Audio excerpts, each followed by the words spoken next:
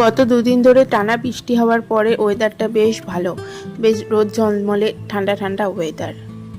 তার কিছুদিন আগে তো এত গরম পড়ে গেছিলো, ভাবলাম হয়তো এখন থেকে এত গরম পড়ে যাচ্ছে তাহলে এর পরে কি অবস্থা হবে। তো যাক, ওয়েদারটা বেশ ভালোই আছে। আর আজকে ঘুম থেকে তাড়াতাড়ি উঠে পড়েছি, কারণ দিদা সকাল সকাল বাড়ি চলে গেছে।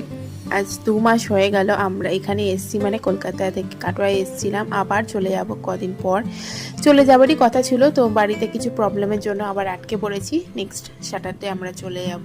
অনেক দিন হয়ে গেল এখানে এসছি, আর এখানে আসলে না দিনগুলো যে কিভাবে পার হয়ে যায়, আর এখানে আসলে একদম ব্লগ করতে ইচ্ছেই করে না। তো আমি তো অনেক দিন হয়ে গেল ব্লগ করছি না, তো আবার একটু একটু করে শুরু করেছি ব্লগ দেওয়ার।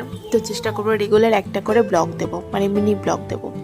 তো সকালে ব্রেকফাস্ট করাচ্ছি, মিঠিকে খাওয়াই দেবে মা, আর আমি এখানে চিনিকে খাওয়াচ্ছি। দুজনকে দুজনে খাওয়াই, মানে দুজনকে তো একসাথে খাওয়ানো হয় না, তো তা না হলে দেরি হয়ে যাবে। তো মা মিঠিকে খাইয়ে দেয়, আমি চিনিকে খাইয়ে দিই। আর চিনি জানো তো খেতে কিন্তু খুব ভালোবাসে, প্রত্যেকটা খাবারও একটু একটু করে টেস্ট করার চেষ্টা করে। আর ও মিষ্টি জিনিস হলে তো খুব ভালোভাবে খাবারটা খেয়ে নেয়, তা না হলে যদি বেশাটে কিছু বানিয়ে দিয়ে ওকে, ও কিন্তু খেতে গিয়ে ভীষণ কান্নাকাটি করে। তো যাই হোক, একে খাইটাই দিলাম, আর ও খাওয়ার পরেই না একটা ন্যাপ নেয় সকালের দিকে।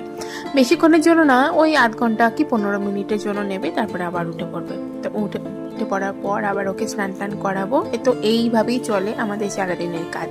আর এই যে বললাম না যে ব্লগে শুরুতে যে আজকে রোদটা ভীষণ ঝলমলে, আর ভীষণ ভালো লাগছে ওয়েদারটা, ঠান্ডা ঠান্ডা ওয়েদার, আর তার সাথে এই ঝলমলে রোদ ভীষণ ভালো লাগে। তো ওইদিকে তো মা কাজ বাজ করছে, আর দিদা তো নেই, কারণ দিদা থাকলে তো বেশ কাজগুলো দিদাই করে দিত। আর এখন তো মা একা পড়ে গেছে। তো আলু ভেজেছিল, তো সেটা দিয়ে আজকে একটু অল্প করে মুড়ি খেয়ে নিলাম।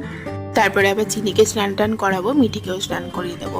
আর আজকে জানো তো রান্না ছিল, কালকের চিকেন ছিল অনেকটা, তো সেটাই আজকে লাঞ্চ করব। আর আজকে ভাবছি একটু পোলাও বানাবো, অনেকদিন ধরে পোলাও খেতে ইচ্ছে করছিল, বানানোই হচ্ছিল না। তো আজকে পোলাও আর কালকের চিকেন ছিল, সেটা দিয়ে আজকে লাঞ্চটা করলাম। আর মা ডিমের কষা করে দিয়েছিলাম মাকে, তো সেটা দিয়ে মা লাঞ্চ করেছে।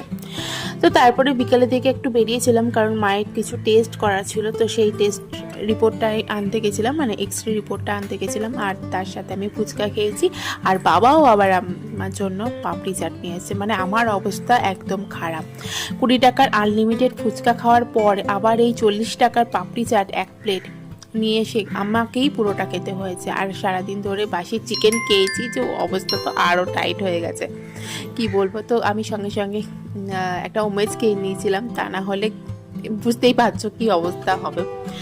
তো তারপরে তো সন্ধ্যে প্রতিদিনের একটাই রুটিন, মানে রোজ